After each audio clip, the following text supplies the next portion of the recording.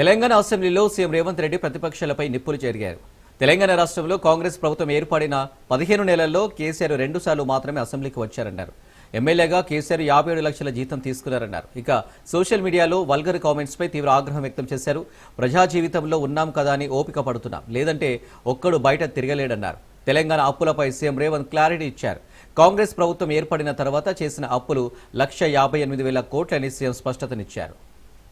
ఈ రోజు నేను ఢిల్లీకి వెళ్ళినప్పుడల్లా ఢిల్లీకి పోయినా కలిసిన నరేంద్ర మోడీ గారిని దేశ ప్రధానమంత్రి, ఈ దేశ ప్రధానమంత్రిని గౌరవించే సంస్కృతి నాకున్నది, మీకు లేకపోవచ్చు. మీరు కేసుల కోసం వచ్చి కట్ల గెలుచుకుంటూ ఉండొచ్చు. మీరు మీ సంపాదనను కాపాడుకోవడానికి మీరు ఎవరైనా కాళ్ళు పట్టుకోవచ్చు. నాకే ఉంది బాజాప్తా కలిసిన, ఇందులో రాజకీయం ఏముంది అధ్యక్ష? కిషన్ రెడ్డి గారిని 4 సార్లు కలిసినాం, మాట్లాడినాం, 5 సార్లు మాట్లాడినాం. నాకేముంది అధ్యక్ష? ప్రజలు నిర్మలా సీతారామన్ గారిని లేకపోతే అమిత్ షా గారిని అందరినీ కలిసిన అధ్యక్ష. నేను కలవని మంత్రి ఎవరైనా కేంద్రంలో ఉన్నాడా?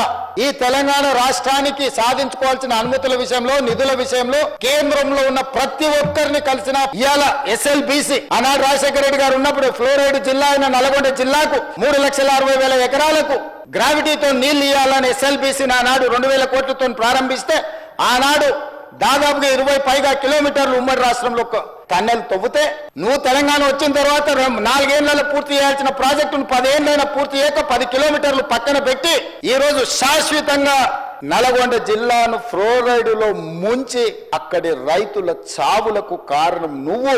ఆ ప్రాజెక్టు పూర్తి చేస్తే ఎవ్రీ డే 4,000 క్యూసెక్కులు నీళ్లు తీసుకపోతే గ్రావిటీతోనే రూపాయి ఖర్చు కూడా లిఫ్టుల మీద పెట్టాల్సిన అవసరం లేకుండా ప్రాజెక్టు కంప్లీట్ అయి ఉండేది అధ్యక్ష. ఇవాళ జరిగిన SLBC ప్రమాదానికి ఆ 8 మంది చావులకు నువ్వు కారణం కాదా? పెద్దలు చంద్రశేఖరరావు గారిని రమ్మని ఉండే అధ్యక్ష, తమరైన వ్యక్తిగతంగా మాట్లాడండి. వారు ఏ రోజు వస్తారో వారు ఈ సభలో ఉన్నప్పుడే కృష్ణానది జలాల మీద చర్చ పెడతాము.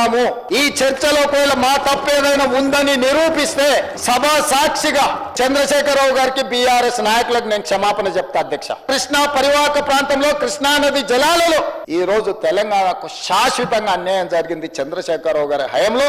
లెక్కలతో సహా నిరూపించడానికి నేను, మా మంత్రి ఉత్తమ్ కుమార్ రెడ్డి గారు సిద్ధంగా ఉన్నాం అధ్యక్ష. వాళ్ళ సంతకాలు పెట్టొచ్చి వాళ్ళ అఫిడవిట్లేసి BRS ఈ రోజు మార్చురీలో ఉందని నేను చెప్పిన అధ్యక్ష. దాన్ని ఒక వ్యక్తిని అన్నట్టుగాను, పెద్ద ఆయన్ని చంద్రశేఖరరావు గారు నేను అన్నట్టుగా హరీష్ రావు గారు, KTR గారు చిత్రీకరిస్తున్నారు అధ్యక్ష. అంత కుత్సిత స్వభావం నాకు లేదు అధ్యక్ష. చంద్రశేఖరరావు గారి దగ్గర ఉన్న కుర్చీని 4 కోట్ల తెలంగాణ ప్రజలు గుంజుకొని